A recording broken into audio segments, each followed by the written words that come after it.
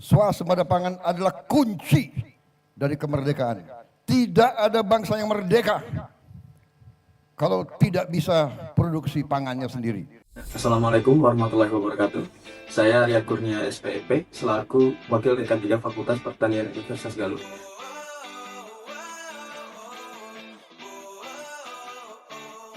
Saya ya secara pribadi dan atas nama akademisi mengapresiasi sekali tentang terobosan yang dilakukan oleh pemerintah, yaitu memanfaatkan lahan. Nah, sebenarnya sendiri ya, kalau kita melihat di Jawa sebenarnya masih banyak juga lahan-lahan yang belum produktif. Cuman ya kan kalau kita berbicara pangan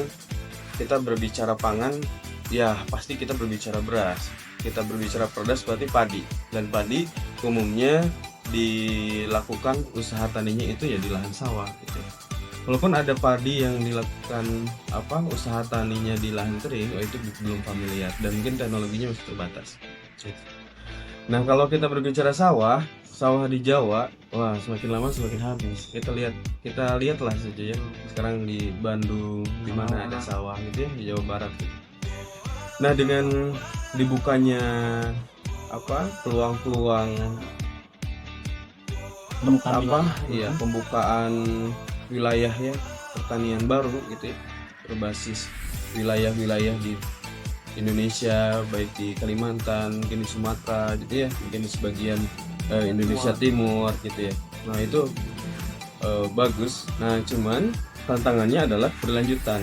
Nah jangan sampai ini adalah program yang dipaksakan sehingga mandek di tengah jalan. Nah, mungkin pemerintah juga sudah memperhitungkan kedepannya itu seperti apa, terkait juga dengan sarana dan prasarananya.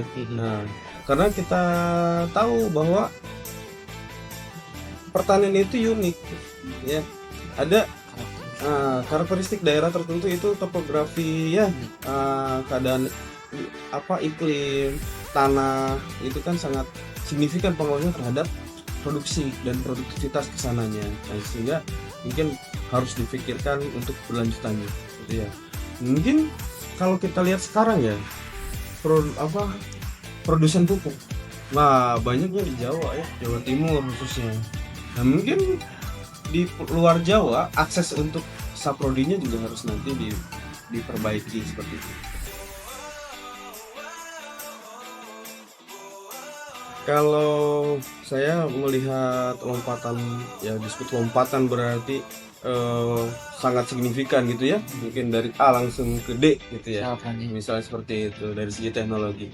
Gini, teknologi di pertanian dari dulu, wah itu kita sebenarnya kurang update, dan mungkin sekarang pemerintah sudah mulai melek teknologi. Dan kalau petani konvensional ya pemerintah tidak campur di dalamnya, tidak turun tangan ke petani gitu ya, kalau ini tidak bisa mengakses teknologi. Kenapa? Petani kita itu sangat terbatas. Kenapa terbatasnya? Yang paling kelihatan ya dibandingkan dengan petani di negara lain adalah penguasaan lahannya. Dengan penguasaan lahan yang kurang dari 0,5 hektar mungkin ya, untuk mengakses teknologi itu akan sangat susah. Apalagi yang ditanamnya adalah komoditi pangan gitu ya, padi gitu ya, yang ya dan sudah mas sedikit, kemudian irigasinya itu tak ada hujan. Nah setahun mungkin bisa 1 kali, ada yang bagus-bagusnya 2 kali gitu ya, tidak yang sepanjang tahun dengan ya seadanya itu petani. Nah dengan pemerintah dengan melakukan lompatan, memberikan bantuan dan sedikit, sekarang generasi muda yang harus melek teknologi gitu ya, karena kalau mengandalkan petani kita yang sudah sepuh, nah itu untuk berinovasi kan susah ya, susah. Inovasi, ketika ada inovasi misalnya ada mesin untuk menanam, wah gimana caranya gitu kan, nanamnya satu-satu, kalau satu-satu banyak keong di sini atau misalnya apa. Makanya tantangan untuk inovasi teknologi juga ini sangat berat ya, seperti itu. Jadi pemerintah alhamdulillah nih sudah fokus membenahi tentang pangan, tentang pertanian. Kesananya adalah kedaulatan pangan kita yang sedang kita kerja. Nah tapi pemerintah tidak bisa bekerja sendiri. Nah, tentunya kita sebagai generasi muda ya, petani-petani yang milenial itu jangan hanya mengandalkan program saja, proyek saja. Berarti kita juga memiliki tanggung jawab Tanggung jawab untuk apa? Tanggung jawab untuk bisa ya berinovasi. Syukur-syukur kita menciptakan teknologi baru walaupun sederhana. Gitu. Kayak kita tuh kayak sebenarnya ada, kalau zaman dulu ada program namanya Rabu tanpa nasi ya. Ya kan? Ada. Pernah denger ya? Jadi hari Rabu itu kita tidak makan nasi. Makan komoditi lokal. Bisa umbi-umbian gitu ya. Bisa jagung, bisa apapun. Tapi kan sekarang udah nggak ada lagi. Itu satu hari bisa menghemat berapa juta tuh. Iya. Berapa juta kilo mungkin ya, berapa ton gitu ya, berapa juta. Kalau diakumulasikan satu nasional skalanya.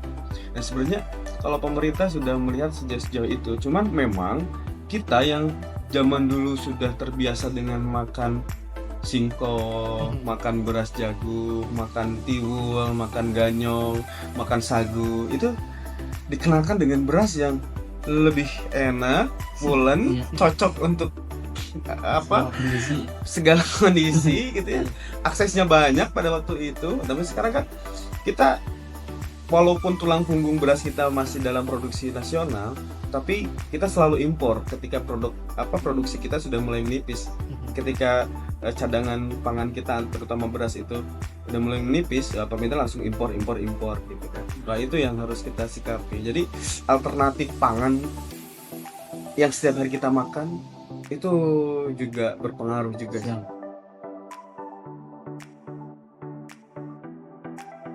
Kolaborasi yang selama ini dilaksanakan pemerintah sebenarnya kalau menurut saya sudah bagus. Cuman ada yang ketinggalan mungkin. Ketinggalan apa ya? Kayak yang terlewat, pemikiran yang terlewat. Kembali lagi, kita itu kalau berbicara pertanian di Indonesia, kita itu bukan suatu hamparan. Nah, kita itu pulau-pulau gitu ya. Dan setiap pulau itu punya keanekaragaman sendiri-sendiri gitu kan.